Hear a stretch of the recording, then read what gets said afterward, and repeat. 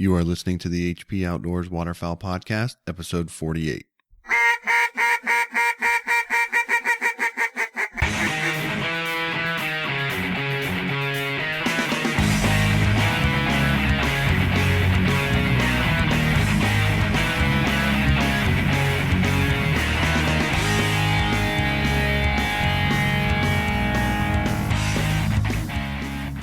This week on the show, we're sharing our Christmas wish list and what we hope that Santa Claus will leave under the tree for us this year.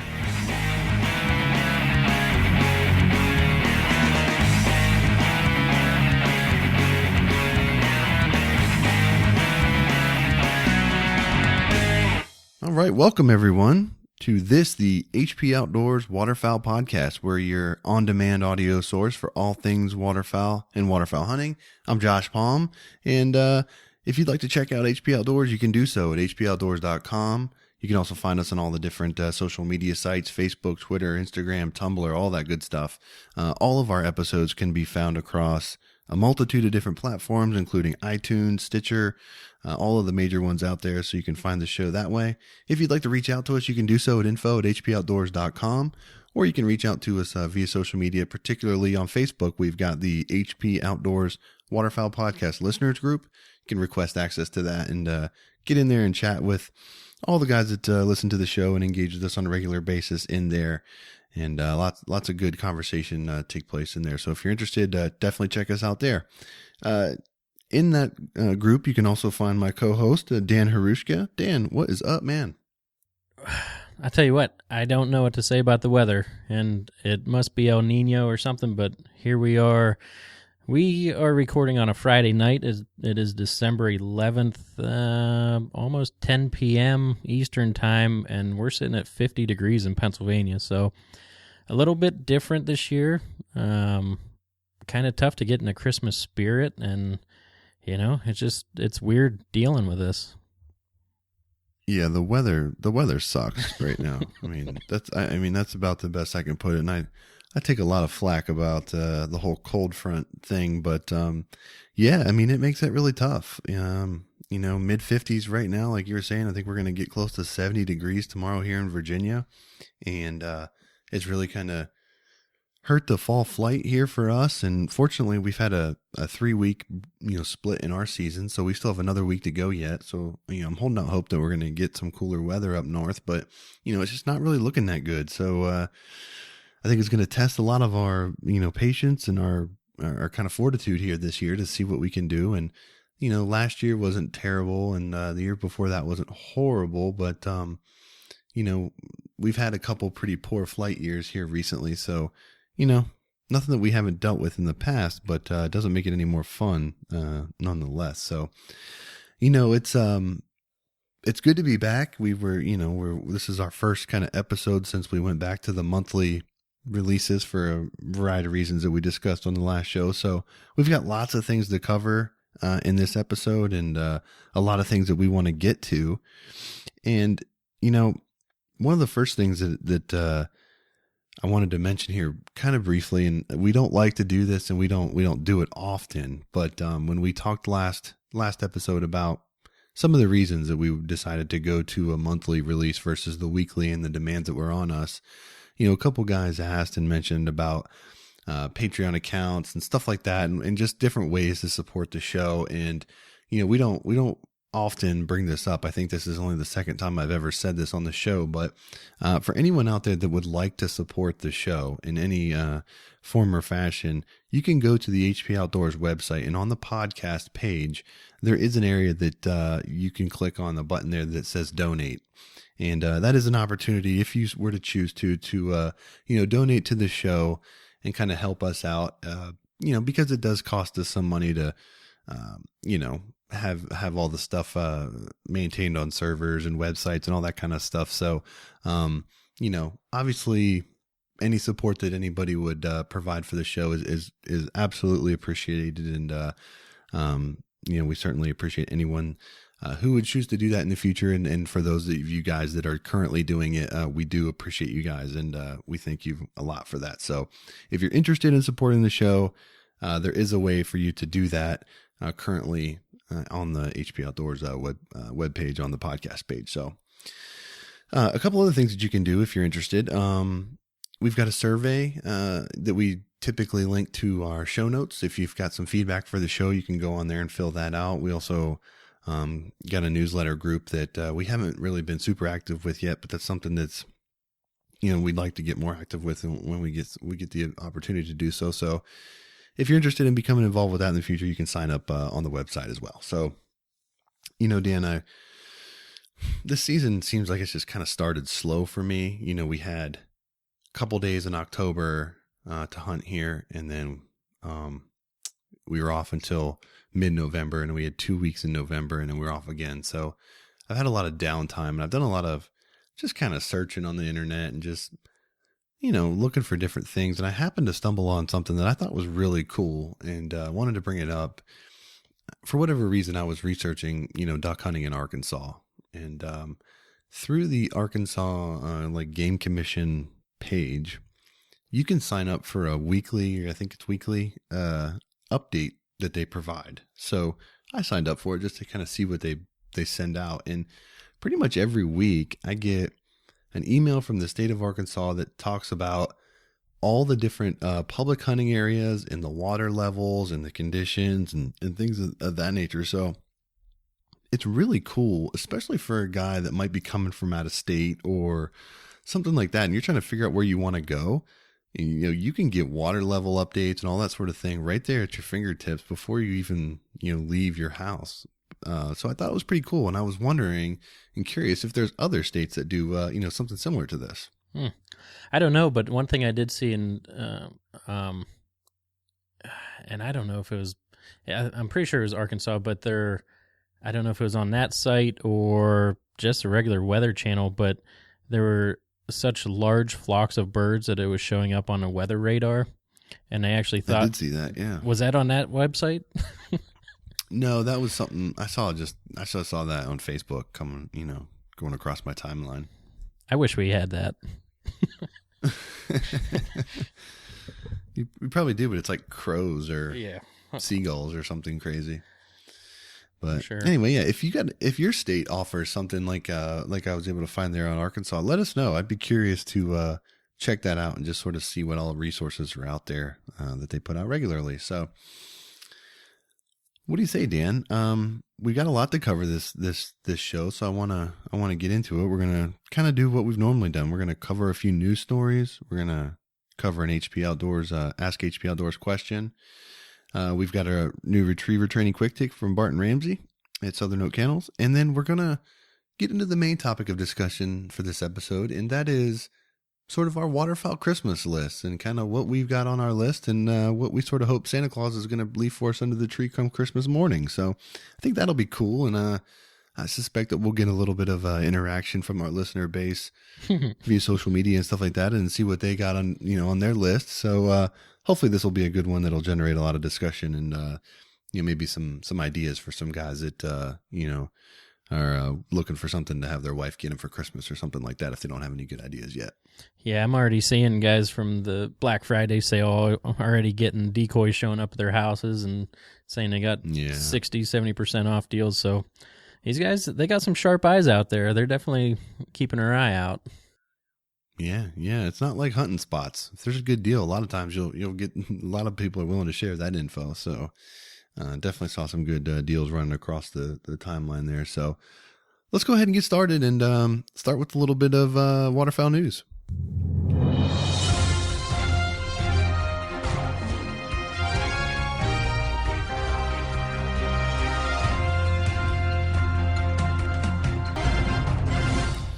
All right, I'll get this started here, Dan. And I know this might be a slightly dated story, but I've seen this come up again recently. So I don't know if it's another news story or whatever, but the story is dealing with a duck hunting protester.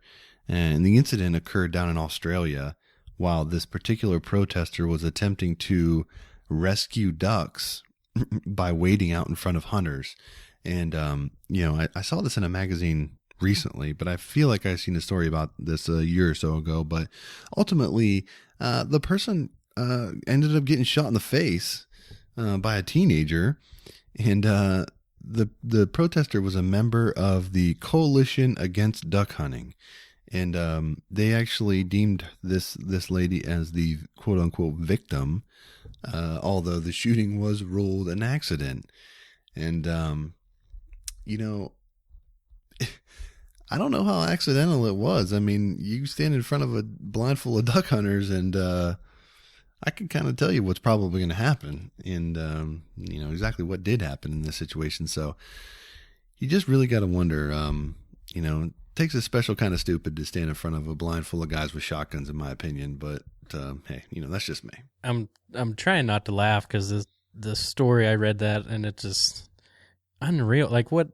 I don't even know what you're thinking. But you know what? It comes to mind is, you know, a place like Australia, which we do have some listeners from Australia, so maybe they can chime in on Facebook or an email.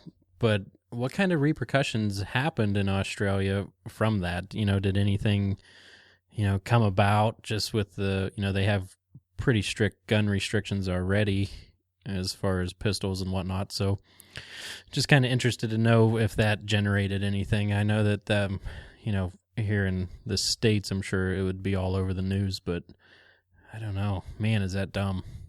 That's just unreal. Yeah. I mean, the story said it was ruled an accident. So I got to imagine that somehow they were able to show that there was no intent on trying to actually hurt the person. You know, so I don't know. Interesting, though. And I would definitely recommend no one stand in front of the blind in front of hunters. I mean, I don't really know what else to say about that. Yeah, that's a Dick Cheney move.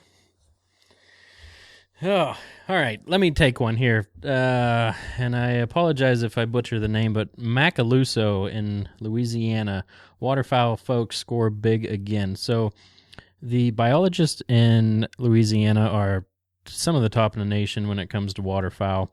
What's going on now is, you know, which Louisiana is having a tough time with birds too. I watch a lot of friends down there that aren't getting a lot of duck hunting in just because of the warm weather. It's not pushing them down. But a lot of specs winter there, and the numbers have been decreasing dramatically in recent years. So the Paul Link, a wildlife and fisheries biologist, I guess that they were told that it really can't be done to track these specs, so they kind of took that as a challenge, and they used the rocket-propelled nets that they trap wood ducks with, and they trapped their speckle bellies, and it actually worked. So through private donations, they were able to put 79 of these transmitters on birds, which they're $3,000 a pop. So you're looking at, almost $250,000 to put these on. It took about 90 seconds to fix the collar. It can store up to 45,000 locations, and it transmits every 30 minutes, 24 hours a day. And pretty much they're going to be checking out, you know, where they're coming from, where they're going to, and just getting a lot of data on them. So, you know, kudos to them down there. And he said the collars are not readily visible to hunters, and if someone does shoot one of these, he hopes that they do call his cell phone, which is on the collar, and someone from the state team will retrieve it to use on another bird. So, you know, a lot more research going on there, and hopefully they can figure out why there's such a dramatic decrease in wintering birds. Yeah, I mean, that talk about cool, you know, trophy. If you shoot one that's got a, you know, collar like that on it, you know, you'll know exactly how rare that kind of deal is. And, you know, that reminds me of just, you know, crazy stuff where, you know, like recently a buddy of yours up there in Pennsylvania shot a deer that was tagged and had a pretty cool story to go along with that. Mm-hmm. So, you know, just stuff like that is cool. It's a cool experience for the hunter. It's a great thing for research.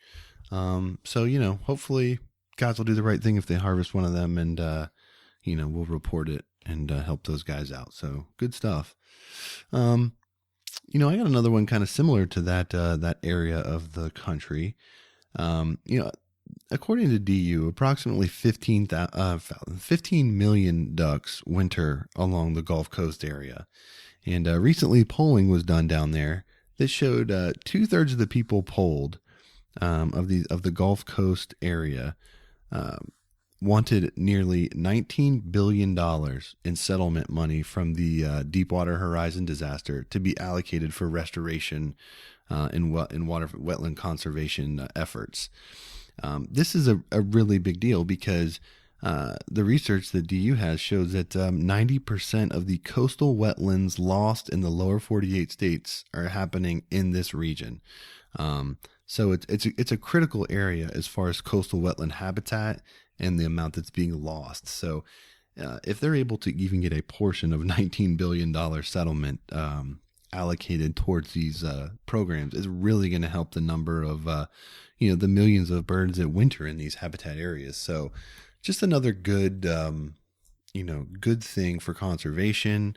And it's another thing really why it's so important to support the Ducks Unlimited and the Delta waterfowls and stuff like that of the world, because they're the ones that are involved in these decisions, and they've got the leverage to lobby and garner support to really help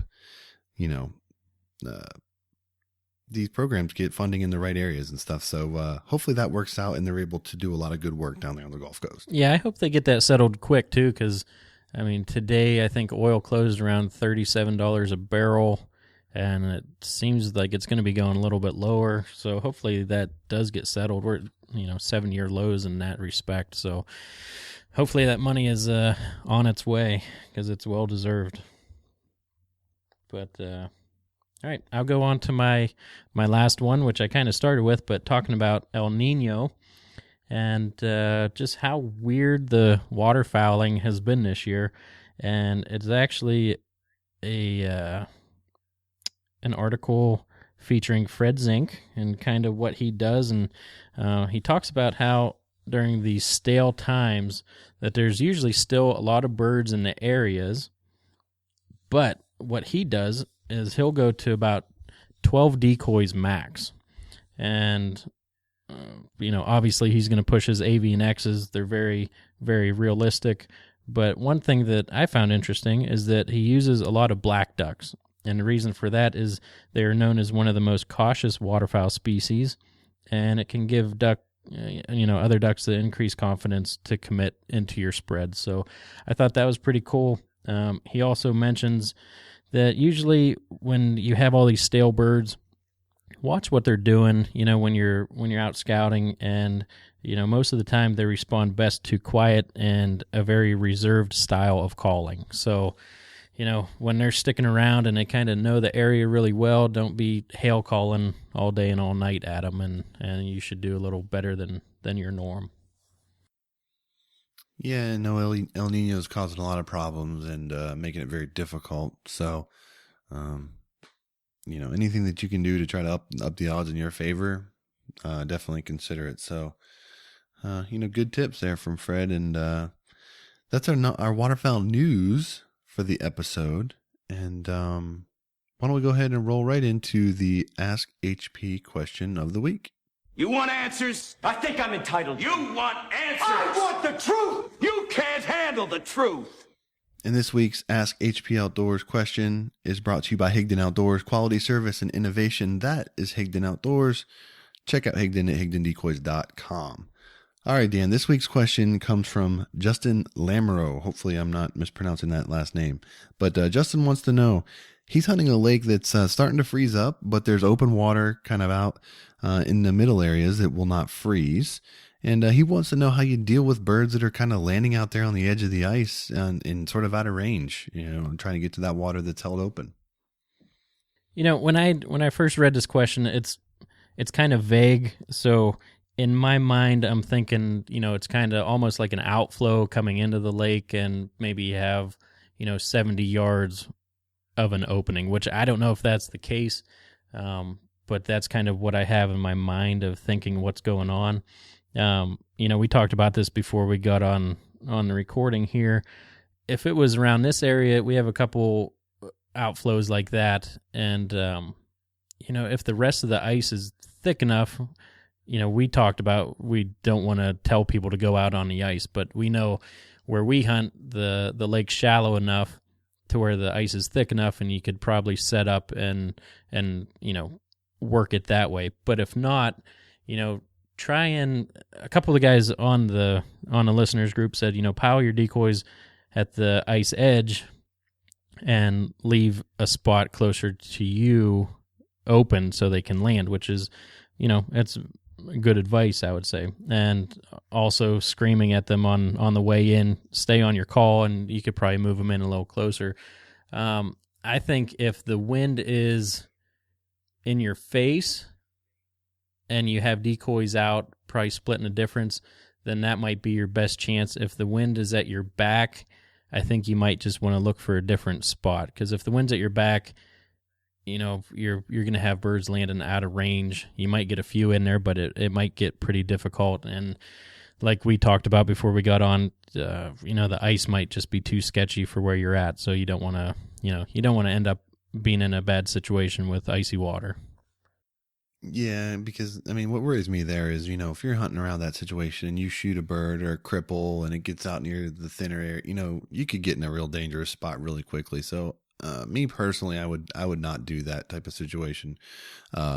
When I read the question, my first thought was, if this is the only open water in the area, like things are locking up pretty good, I don't really want to hunt that particular spot, because that's probably going to hold a lot of birds for the area, and I don't want to push them out any sooner than they're going to leave on their own if the weather continues to get cold.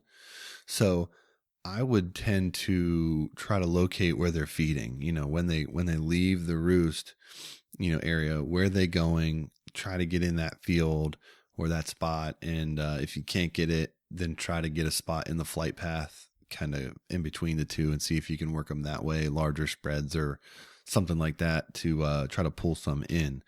Again, I like to protect the roost areas if I can, unless you get really desperate. But yeah, I would try to either get on the X where they're trying to go, or get some traffic in between the two areas and see if you can pull them in. Kind of like you mentioned, if you can get, a good spot set up in a safe area where you might be able to get some good pass shooting on them while they're coming back to the water, something like that. You can give that a shot. But for the most part, I would definitely err on the side of caution and be very careful about what I do on ice and that kind of stuff. So, anyway, we appreciate Justin sending his question in to us. If you would like to participate with the show, you can hit us up on Facebook or send us an email or something like that. And if we use your question, we will send you a free HP Outdoors barrel decal for helping out the show. So, Justin, shoot us a private message with your address and your shipping information, and we'll get you out a barrel decal for helping us out. And that's this week's Ask HP Outdoors question, brought to you by Higdon Outdoors. All right, Dan. So, we haven't obviously had an episode here in a couple weeks, but we're fortunate enough that we're going to continue to have tips from Barton Ramsey coming up on the show, as we go through now. And, it seems like, a lot of guys are starting to kind of look forward to the springtime, and maybe they got a puppy on the way. And we've had a lot of questions, it seems like, come up recently about, programs and what to do and just things like that. I think that a lot of guys during duck season start to think about how great it would be to have a nice retrieving dog. So they sort of look to start kind of doing the research on what it would take to get a dog and, get it trained up and stuff like that. And this week's tip for Barton is a really good one, because, it's a common situation that I've seen in the field where you've got multiple birds down, and, the dog's got to work to, retrieve them. And sometimes you want them to retrieve one that they're not at first glance interested in doing. They want to get a different bird. So maneuvering through that and working on drills to allow you to excel in that is a really an important topic. So he's going to cover that a little bit this week. So let's go ahead and roll right into this and let Barton talk to us about how to work doubles with your dog. So we'll catch you on this other side of the tip from Barton Ramsey from Southern Oak Kennels. Hey guys, this is Barton Ramsey with Southern Oak Kennels, coming to you with your retriever training quick tip of the episode. And I want to talk a little bit about doubles. When we're hunting, typically we get singles and doubles. Every once in a while, field hunting, or if you're hunting with some good shots, you get a nice rain out of multiple birds. But I think for the For the average guy who's wanting a good working gun dog in the blind, you definitely need a dog who has confidence in running a double mark, meaning 2 birds fall, the dog is able to mark both birds, go out, retrieve one, and then come back and retrieve the other. And a couple quick things I want to mention as we kind of get into it. You're going to want your dog to, or at least allow your dog to pick up the last bird that hit, or whichever one the dog is more confident in picking up. So your dog is pretty much going to line up on one bird anyway. That's called primary selection. If you decide to take the dog from that bird, line it up to a different bird, that's called secondary selection. That's a little bit more difficult for the dog. So don't be so concerned with which one the dog gets first. You're going to want to allow the dog, typically 99% of the time, the dog's going to want to get the last thing that hit the ground. So in training, first off, we run 80% singles, 20% doubles. Rule of thumb, just singles are much better for teaching marking, but you do have to teach dogs to run doubles. So we start with just hand thrown. We have a guy stand out, throw the first one in toward us at an angle where it's only about 20-30 yards, and have him throw the second one angle back. So the dog is going to run a little bit further to get the go bird, which is the last one to hit the ground. And then when the dog comes back, real important, go ahead and face the second bird or the memory bird. And so that way when the dog comes to heel, you're going to already be lined up with the dog. And then you're going to send the dog with its name to the memory mark.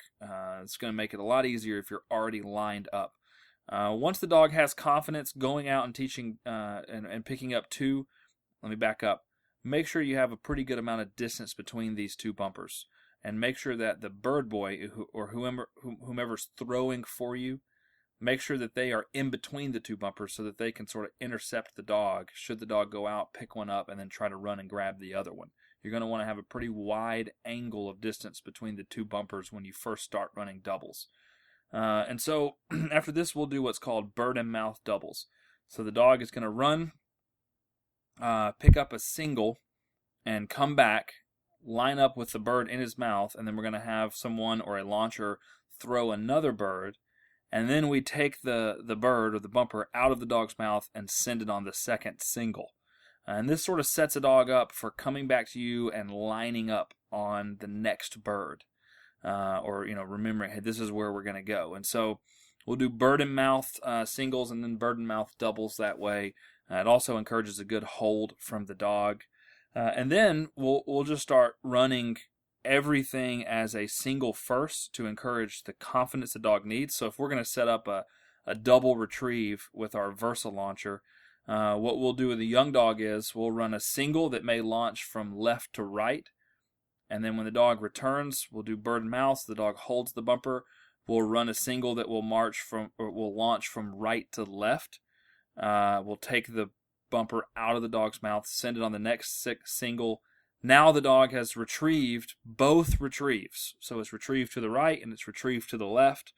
And then we will run the exact same retrieves as a double, meaning we will shoot one off and then turn, shoot the other one off, send the dog. I like with a young dog to make sure that the second bird, which would be the first one to hit the ground, but the second one to be retrieved, the memory bird, I like to make sure that bird is always an easier retrieve for a young dog than the go bird. We'll switch this around once the dog is confident on running doubles, but early stages we want a dog to come back, line up facing the memory bird, and have a lot of confidence that they can get right to where that bird is. And so run some doubles with your dogs. Definitely run singles more than you run doubles to keep your dog from developing bad habits such as switching or always waiting on the next mark. But run some doubles. Let us know how they do on the HP Outdoors Facebook page or in the Southern Oak Kennel Society Facebook page. Contact us with any questions. We hope you guys are having a great waterfowl season. Talk next time. All right. We would like to thank Barton for providing us a quick tip for this episode. And if you'd like to check out Barton and Southern Oak Kennels, you can certainly do so online, on social media. He's all over the place, so not a hard guy to find. Definitely check him out if you're interested in a pup or some training services or something like that. All right, Dan, what do you think, man? Working doubles is an important thing because hopefully you're getting a lot of opportunity to retrieve more than one bird, on every pass. Yeah, I think it's pretty vital to work with this, and he just gives great tips, and it actually surprised me a little bit that he doesn't work doubles as much as he does. But when he does, it's almost like the owner is just as important as the dog. And when I say that, when the dog comes back, you have to be lined up. You already have to be lined up on the next bird, so when they come and heel, they know exactly where they're looking. And I would just like to go hunting with him just to watch his dogs work and learn more from him, so my next dog can do this. So I'm no trainer by any means, but I pick up tips every week. I really do appreciate Barton giving his time and doing that, and I can't wait for my next pup to put these into effect here. Kimber's over there on the floor right now thinking like, what the heck? She's inside. She no way would I say that in front of her. She for the lack of training that I gave her, she's a heck of a dog. So I still have a few good years with her before I look forward to a new one. Yeah, no question. All right, man. Well, that was our retriever training quick tip of the week. And now let's go ahead and roll right into the main topic of the show. We're going to talk a little bit about our waterfowl Christmas lists.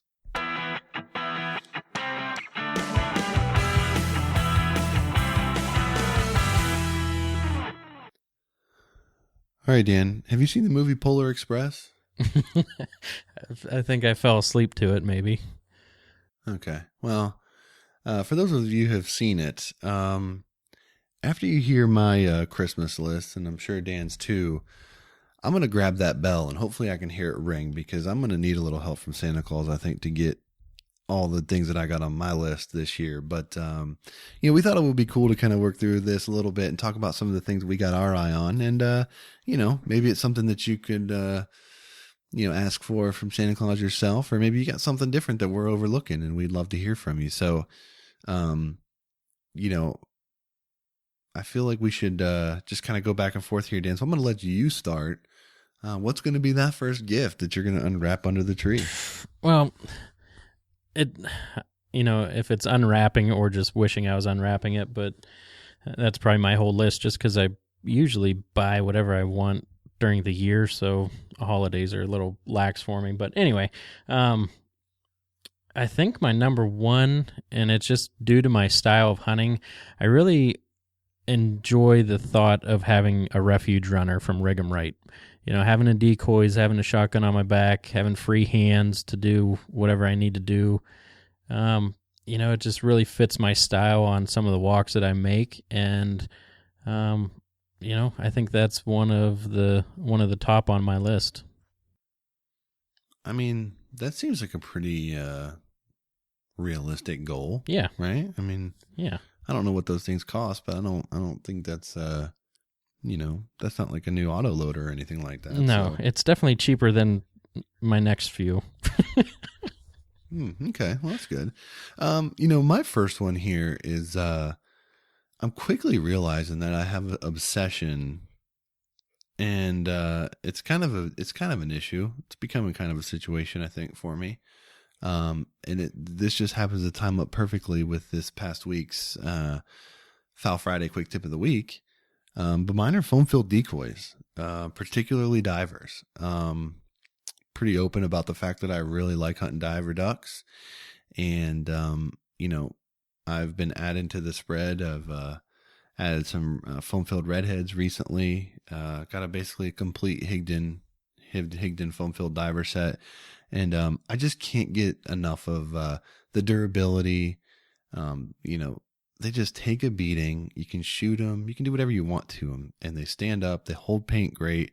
They offer a couple different sizes. I prefer the smaller life-size ones because I can fit more in, given the hunting platforms that I come out of. They're cost-effective compared to a lot of other decoys in the market. It's just something that I can't help but want to buy more of. As a diver hunter, I just don't think you can ever have too many bluebill decoys. So, I'm kind of hoping that I can add another dozen or so, here for Christmas, but I don't think that my wife is going to help me out with that. So unless Santa Claus helps me, probably not going to happen. So might have to see what happens there. So how much room you have left in the canoe, in the old sports POW, to keep piling them in there? Not a lot.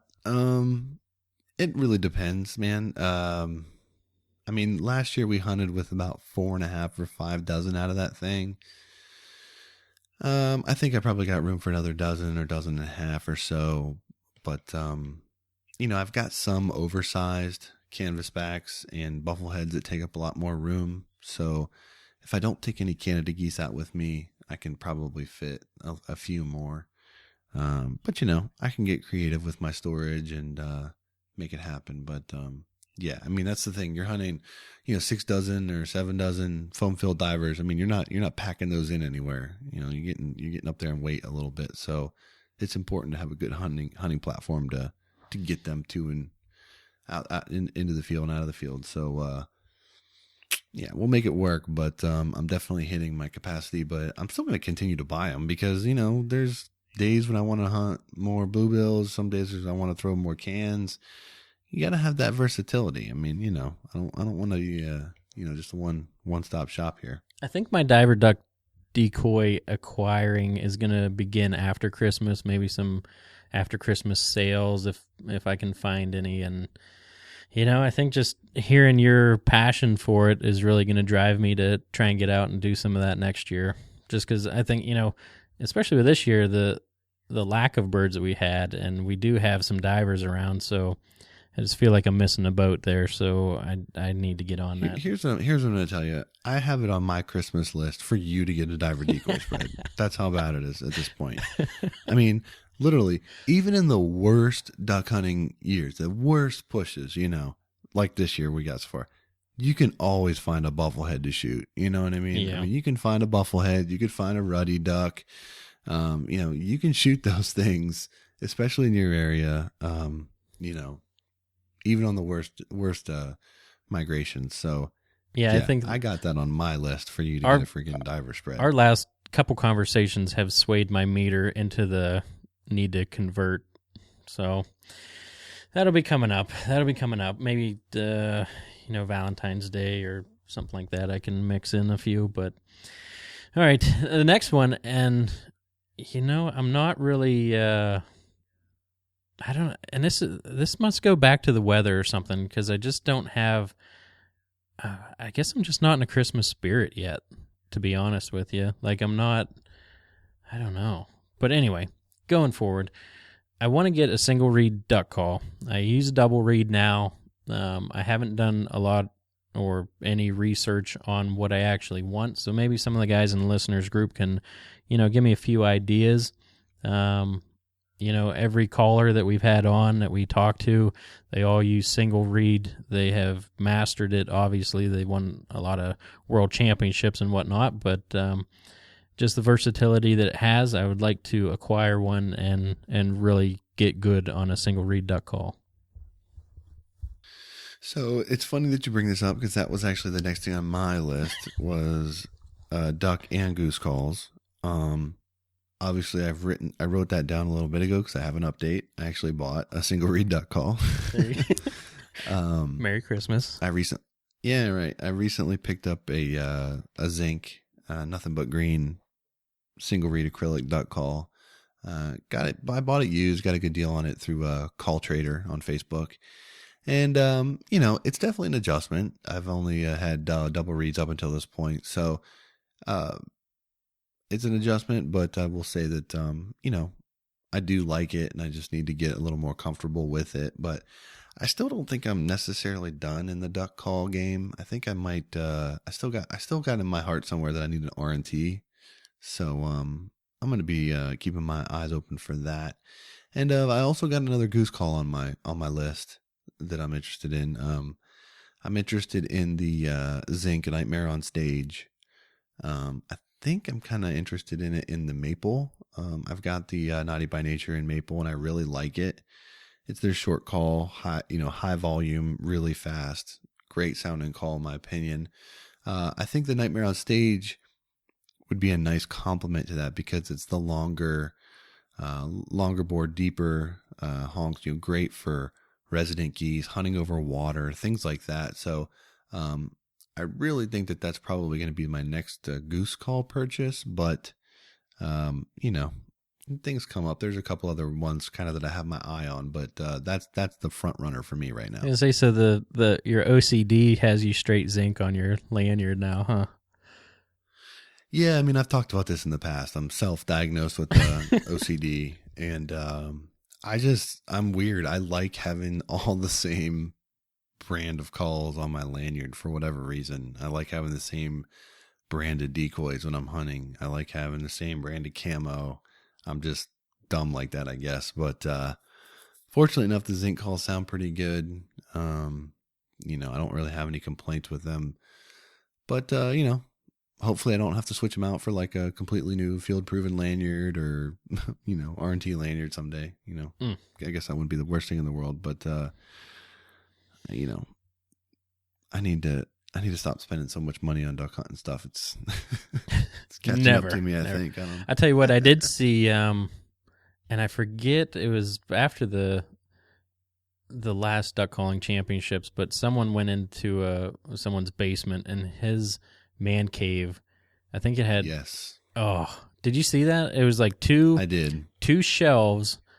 It looked like a train track around the entire room. Just full, was it 2 or 3 shelves just full of calls? I think it was 3. Yeah. Unreal. And they were, yeah, it was amazing. It was like, it was one of those pictures where I, clicked on it, showed my wife, and she looked at me like I was an idiot.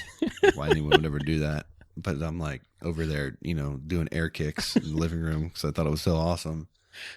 She didn't get it, but I thought it was really cool. Oh, man. All right, who's up? Are you up or am I up?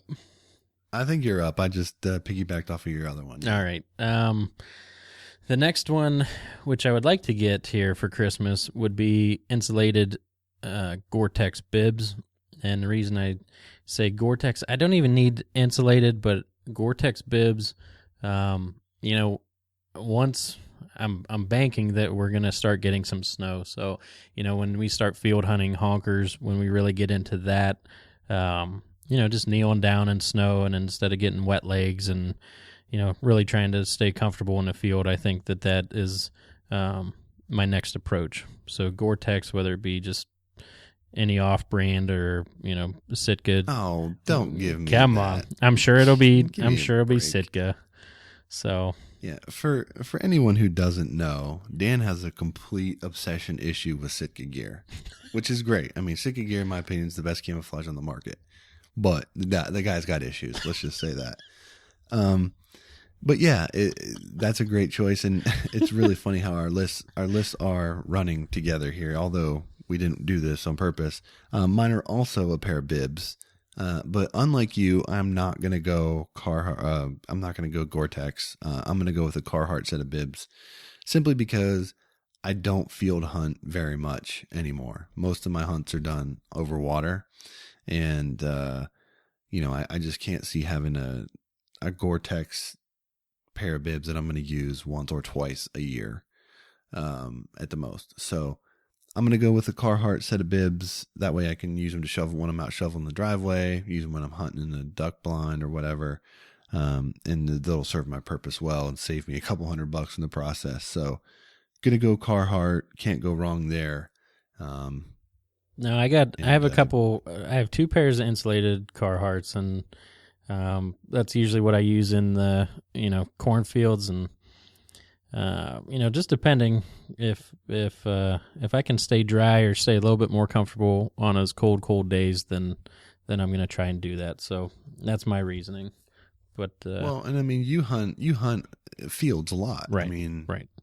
I mean, your duck season sucks and it's already pretty much over. So you're going to spend the next 2 months chasing honkers in fields where I'm not even going to think about hunting a field until the first week of February. And then I'll do it for 2 weeks while honker season's in, and then I'm done with it. So, I think the important thing is just kind of knowing what works for you, and I'll save that money and buy diver decoys with it.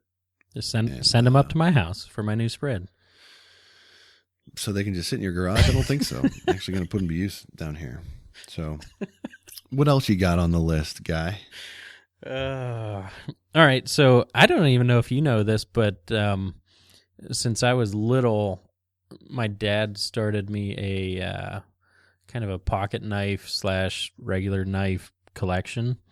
And I have it's kind of like a Sitka addiction, but it's a knife addiction. I have knives everywhere. And I actually was looking at, I want to purchase a knife that eventually I can pass down to my son, whether he use it for hunting or what. I found a really nice one that Filson puts out, and I was reading more about it, and there's the guy's actually from Washington, the Bladesmith, and his name's Dan Winkler.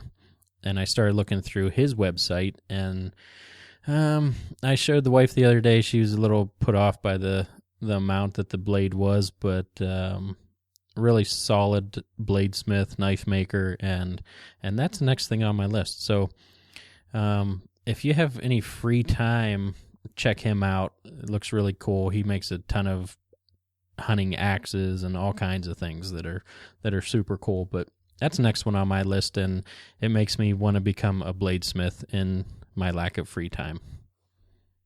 Is this Washington State or Washington, PA? Washington State. Gotcha. I didn't know that you had this collection, but I'm not surprised. And for those of you that don't know Dan's dad, Dan's dad always has a knife on the belt. Oh, and the old buck knife. Right. It's the same one that I have. I love that knife. But I mean, I could be making this up here, but I thought I was told somewhere along the way that he has like a fancy case, like a dress case that he puts it in for like church and stuff like that. Am I making that up? No, you're not. Okay. I didn't think so. All right. So, I mean, the knife's with him. I mean, he's got a little tuxedo pouch that he'll put it in, or that knife is on his belt at all times. So it doesn't surprise me that he got that started in you as a little guy, and you've continued it. So funny story. My nephew just came up. He flies up every year for rifle, the opening 2 days of rifle, and my dad was supposed to meet him at the gate when he got off the plane, but he got stopped at security. Because he had his belt, his knife on the belt. The knife was on the belt, so he just had to turn around. He wasn't allowed in there. But just unreal. Well, I forgot. Well, yeah, you still can't go through security with a 4-inch blade on your hip. Yep, that's part of him. So, well, good. I like that one. For me, the next one, it gets kind of a little simple here for me now. But the next one is just decoy rigs. I need some line. I need some weights. My diver spread is primarily on long lines, but I am going to break away from that a little bit and have a couple dozen rigged up on, just regular line with strap weights or something like that, just to be able to have a little more flexibility if I want to hunt some smaller pockets of water where long lines are going to be hard to set up, or if I'm by myself and they're a little harder to set up, or I want to, make a little pocket. I need some singles kind of loosened up. So I want some of the PVC line with the crimps and some weights just to kind of get, a dozen or maybe 2 dozen rigged up and ready to go that way. So kind of a basic gift, but it's one that I need. You can't obviously hunt without your stuff getting weighted down properly. Yeah, you can always use a new set of rigs. And what kind of rigs are you going to go with, you think? I tend to just pick up the ones that Higdon has. I usually order it when I order decoys. I think they've got like 500 foot and 100 foot spools of it with the crimps and stuff. So I typically just get it from them, but it's the standard line, standard lead straps. I mean, nothing fancy. I certainly have, the rig 'em right, Texas rigs and stuff. But the problem is, I hunt tidal water, and it can get anywhere between, 6 inches deep and 11 feet, depending on where I'm at and where the tides are and stuff. So I really don't hunt any of my decoys on Texas rigs, with the exception of early season. If I'm hunting, I've got about a dozen mallards and about 6 woody ducks, woody decoys that I have on Texas rigs. But other than the early season, they pretty much stay on the hook all year, and my other stuff is all either on long lines or line wrapped around the keel that's anywhere between 10 to 15 feet, so I can hunt some of that deeper water. Good stuff. I think my next one and my last realistic one is going to be a new blind. I think this is the 10th or 11th year in this blind. It's just a Gander Mountain. I don't even know if it has a name. It's a Gander Mountain blind. Got a snow cover on it. Layout blind, right? Yeah, just layout blind. Got the snow cover on it. It works, but even the duct tape is starting to cuss at me every once in a while now. So it's been through the ringer, been through the paces, and I don't know. Maybe if I really don't like the ones that come straight over top of your head. I like the doors. Here's another one to the listeners group. If you guys have good suggestions, I'm open to it and would like some input on a new purchase. Yeah, your Gander Mountain layout blind is a freaking disaster. I mean, it's been hunted 10 or 11 years, and it shows, buddy. I'm telling you. So I would love for that to happen if you would go ahead and just get a new one. Well, the problem is it still works. I don't know how many times I've been to Home Depot for, nuts and bolts and drilling holes in it and, new anchors but it does the job. So yeah. It's time to put that out to pasture and go ahead and bring in a new one into the stable. It makes me mad when people, disassemble their blind in like 3 seconds, and I'm trying to shove a cotter pin through, and it is a struggle sometimes. So, that would be, it's not a necessity, but it soon will be, and definitely would relieve some stress out of my mornings. Yeah, and the technology's come so far from what yours has. Those things nowadays, you fold them up like a pancake and throw them in your, throw them right on your back and walk out. So definitely a lot of improvements in that regime, and a lot of choices now. A lot of companies, either standard companies are making them, that have always made them, but you got like Heavy Hauler and Hardcore making them now and stuff like that. So a lot of choices to go through there, and we could probably fill a full episode just talking about layout blinds in that regard. So definitely think that'd be a good one for you. I've got tangle-free layouts that are pretty solid. Been happy with them. Had them for probably about maybe 4 or 5 years now, and they've held up pretty good. So and tangle-free. But again, tangle-free has the OptiFade now, so they do. But those, not, buddy, are pricey. Yeah, Ooh. What are they, like close to 500? I think 450 or something. Yeah, it's nuts. Yeah. Yeah, it's interesting because Cabela's has really ramped up their lineup.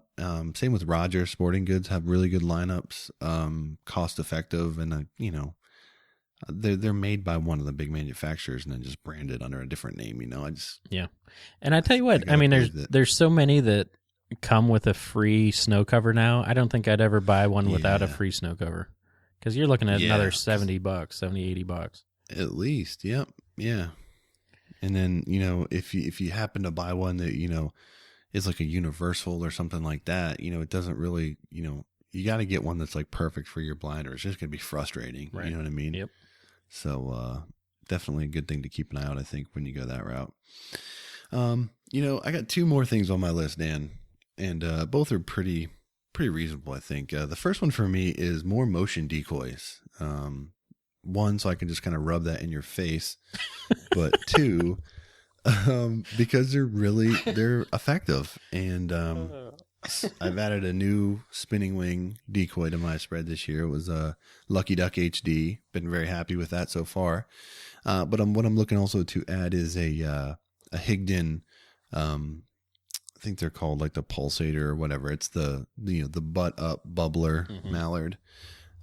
They're just really effective. I hunted over one earlier this season, and for times when the water's flat or you're looking for some movement, they just go every 4 seconds. It puts out a lot of ripple, A lot of just, kind of natural bob in the water really makes a big difference.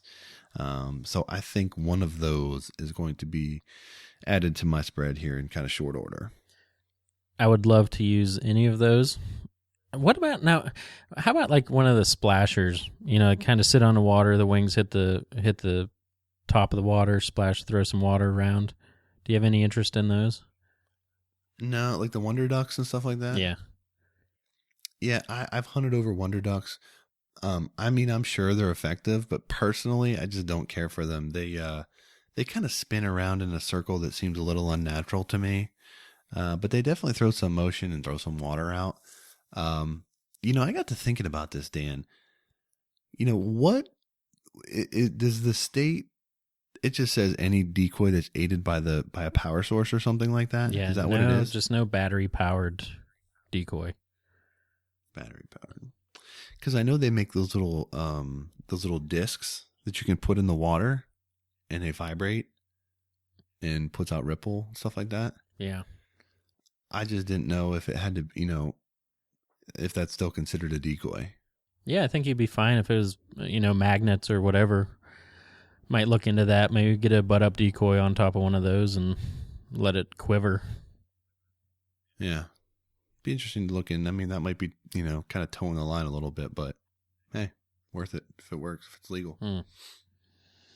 My next one would be, this is kind of exciting for me, which my dad has said that next year he's wanting to get into waterfowl hunting. So he used to waterfowl hunt when I was a wee one, and then he got out of it. I'm not sure, but I remember when I was probably 8 years old, and he put a 10 gauge semi-auto to my shoulder, which was really, really nice of him, just to practice shoot and about put me on my butt. But anyway, I'd love to have him in a blind with me.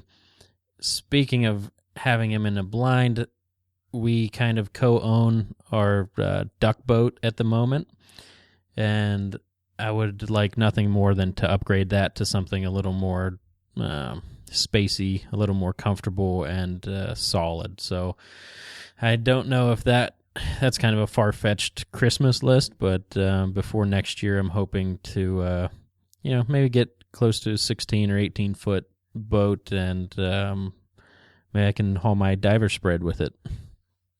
Yeah, I was going to say, what are you going to get? Like a nice flat bottom surface drive mud motor to get back into your little mallard holes that you chase? Because, you're not taking that out on the big water there, guy. At least not from what I've seen so far. Yeah, we'll see. We'll see what what comes of it. But I think that if he really does get into it, that we might have some fun together. So he'd be my cash cow in that department. But I might be able to swing it. Well, all I know is if you end up with an 18-footer, save me a seat and I'll be there. Sounds good. And I can even bring decoys if we need them. All right. So my last one that I've got on my list here is, this is one of my least favorite things to buy, but unfortunately it's a necessity, is a decoy bags. I hate buying decoy bags. They're expensive. And I don't protect my gear anyway, whether I throw it in a bag or whatever. I'm not the type of guy where I want to have to worry about babying my decoys, if I have to touch them up with paint every couple of years, so be it. When you're out there trying to get set up, I just don't want to deal with that. I want to just, throw them around and get them going. Hence, my diver spread lives in the Ryobi leaf bags. They're $15 a pop. I got 3 of them full of decoys. Probably end up with another one here before it's all said and done. But they work perfectly and they're cheap. So now my problem is I got to find a bag for my motion decoys because, with the Lucky Duck, you got the decoy body itself. You got the pole that you're worrying about. You got a couple different things. If I get the, the bubbler decoy that I'm looking at, that's got essentially a pelican case that holds the battery and, all that kind of stuff. So I got to find a way to keep that, somewhat protected and in and out of the field kind of in an efficient manner. So a motion decoy bag is on my short list of things that I need to get. See, I have like no idea of who even makes those or how much a bag would cost for those. Higdon makes one. There you go. They have for several years. So how much? Because I don't look at that stuff because we can't use it. So what's a bag cost you? They make one that's got like 4 slots in it, so it could hold, 4 butt up feet, bubblers, or a couple like mojos and that. So it's like a 4 slot, and I think they have it for like $30 or something like that. That's a pretty decent one. My last one's pretty simple. I'm just hoping for a cold front somewhere towards the end of December, because we'll have I think December 29th to January 2nd, our duck season comes back in. It is going to be out tomorrow, which is Saturday the 12th of December. Our duck season is pretty much over except those last couple days. So I'm hoping for a cold front, and that's about the only free thing on my list. But, come Christmas, I hope it chills down and sends a few birds this way. You know what I think would really help make that happen is if you were to sing a little bit of I'm Dreaming of a White Christmas right now. I'm dreaming of a white Christmas. But it's supposed to rain because El Nino. All right, I'm going to cut you off there. All right. I don't want to lose all of our listeners, but I appreciate you playing along. Well done. I'm going to die if you guys get crushed with snow for Christmas. Anyway, so there you have it. There's our Christmas lists. If you got something that you think that we should add to ours, hit us up, let us know. Maybe we might have sparked your interest on some of the things that we're looking at, and you can add it to your list. So hopefully Santa's good to everybody out there, and you get whatever it is that you got on your list.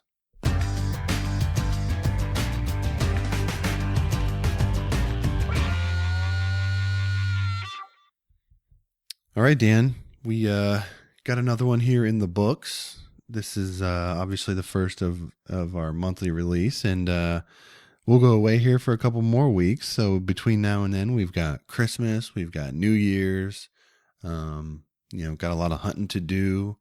And, this is kind of why we made the change, so we can have the time to get out there and, spend time in the field, get stuff to talk about, have stuff that's going to be beneficial and useful for everyone that listens to the show. And, we're still going to have the weekly quick tip that we're going to put out every week. So we'll still have some stuff coming out, but, this will be it until, kind of mid-January.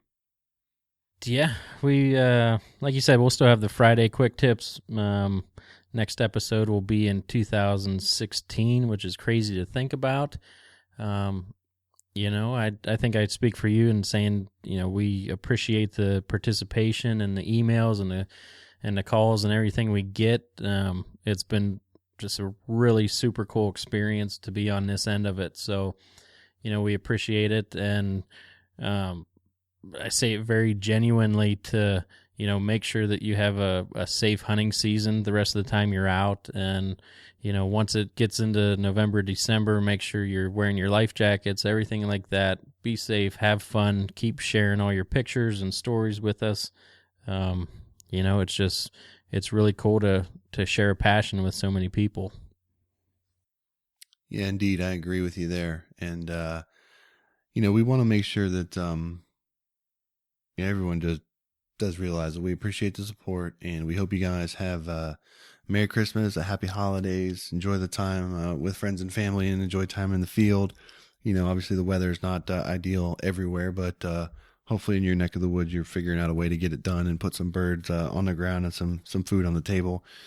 Before we part ways here for this episode, we do want to take just a minute to thank the partners of the show who have all in part made this the program possible. Sitka Gear, Sport Ear. If you would like to purchase anything through the Sport Ear website, you can use the discount code HP Outdoors to receive 10% off your purchase. DeLorme, you can also use the discount code HP Outdoors. It is case sensitive, so all uppercase. You can receive $10 off the Earthmate app. I've been using the heck out of mine. I love the app. The new upgrade with the landowner information on it is fantastic. It's been incredibly helpful for me already this season. So if you haven't taken a look there, definitely check them out. Big Al's Silhouette Decoys, and Higdon Outdoors. So again, those are companies that support this show. So if you're in the market for any kind of product that they offer, please consider them when making your purchase decision. Anything else, Dan, that you want to cover here before we wrap it up? No, man, I hope you get everything on your list, and I hope I get everything on mine. And, Merry Christmas to you and your family and everyone listening. And we'll talk to you next year. Yeah, same to you, man. I can't wait to see pictures of you Christmas morning on Instagram with that big samurai sword that you were talking about getting and just like slicing up watermelons and various fruits and things in your garage. It's going to be awesome. Get out of here. All right. I'm going to get out of here on that. Again, we appreciate you all tuning in for episode 48 of the HP Outdoors Waterfowl Podcast. Hope you enjoyed hearing what we have on our Christmas list, and hope you guys get everything that you have on your list. Check us out on iTunes to catch up on all the past episodes, or at hpoutdoors.com. Again, happy holidays to everyone. Enjoy the season with friends and family. Enjoy your time in the field. Best of luck to you. Keep sharing your photos, and we will see you in the new year. For Dan, I'm Josh. Take care.